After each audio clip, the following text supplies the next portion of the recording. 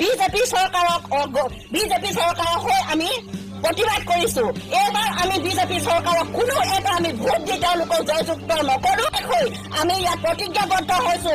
আমি তেওঁলোকে যেনেকৈ আমাৰ পেটত লাঠ মাৰিলে আমি তেওঁলোকক এইবাৰ তেওঁলোকক গাড়ীৰ পৰা আমি নমাবলৈ আমি সক্ষম হৈছো।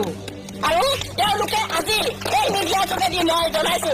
আৰু আমাৰ ইমান এটা দুখৰ কথা, আমি এই মাঘেৰিকা হওক আমাৰ সকলো বিধায়কক আমি লগ কৰি আমি যিবিলাক কামত প্ৰথমে ক'ব বিচাৰিছোঁ যে যিহেতু আমি 20 বছৰ যি 2005 চনৰ পৰা যি 2024 চনলৈকে 20 বছৰ যি ৰন্ধন কৰ্মীসকলে যি কৰ্মত নিয়োজিত হৈ আছিলে, বিভিন্ন দাবী প্ৰতিবাদ কৰি আমি যিহেতু চৰকাৰৰ ওচৰলৈ আমি গৈছোঁ, বহুতবাৰ আমি কাকতি মিনতিও কৰিছোঁ, তেওঁলোকক বিধায়কসকলৰ ওচৰতো গৈছোঁ আৰু গৈ আমি প্ৰতিটো ক্ষেত্ৰতে আমি বিফল হৈছোঁ।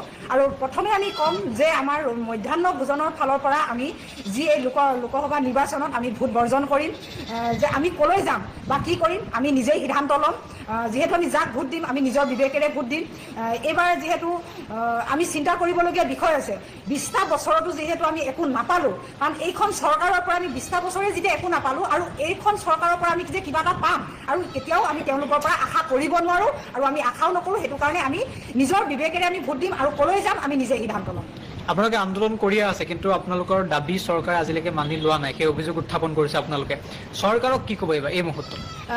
আমি সেইটোৱে কৈছোঁ যে পোনপ্ৰথমে আমি কৈছোঁ যে আমি তেওঁলোকক তাৰে ইলেকশ্যনত আমি তেওঁলোকক প্ৰত্যুত্তৰ দিম যে তেওঁলোকে আমাক যি 20 বছৰে যি আমাক কৰি থাকিলে, যি প্ৰতাৰণা কৰিলে, তেওঁলোকৰ ওচৰলৈ যেতিয়া আমি যাওঁ তেওঁলোকেতো আমাক কয় যে চিনি নাপাওঁ, যে বিধায়কসকলৰ ওচৰলৈ আমি গৈ আছোঁ, তেওঁলোকে কৈ আছে যে মধ্যাহ্ন ভোজন মানে ক'ত চলে তেওঁলোকে নিজেই গম নাপায় বোলে। যিহেতু 20 বছৰে এখন আঁচনি চলি আছে, বিধায়কসকলে বা মন্ত্ৰীসকলে কিয় গম নাপায়? আমি তেওঁলোকৰ পদূলি যেতিয়া থিয় হৈছোঁ তেওঁলোকে কৈছে যে এইখন আঁচনি ক'ত চলে বা ক'ত কি হয়, যে আকৌ আমি তেওঁলোকক পৰিচয় দিব লগা হৈছে যে বিদ্যালয়ত মধ্যাহ্ন ভোজন দিয়ে। আৰু যেতিয়া গুণোৎসৱ আহে সেই গুণোৎসৱৰ সময়ত মুখ্যমন্ত্ৰী ডাঙৰীয়া আৰু শিক্ষামন্ত্ৰী ডাঙৰীয়া তেওঁ এই মধ্যাহ্ন ভোজনেতো বহি ল'ৰা ছোৱালীৰ লগত খাই আহিছে, তেওঁ তেতিয়াহ'লে কিয় নাজানে যে মধ্যাহ্ন ভোজন ক'ত চলি থাকে? সেইটো কাৰণে আমি কৈছোঁ তেওঁলোকে যি আমাক কৰিলে আৰু এই আমি যি বিধানসভাৰ মজিয়াৰ পৰাই আমি তেওঁলোকক তাৰ প্ৰত্যুত্তৰ দিবলৈ সাজু আছোঁ। আমি আৰু কোনো পধ্যেই তেওঁলোকৰ কথাত আমি ভুল নাযাওঁ আৰু আমি এইবাৰ আমি যে 1,17,000 ৰন্ধন কৰ্মীয়ে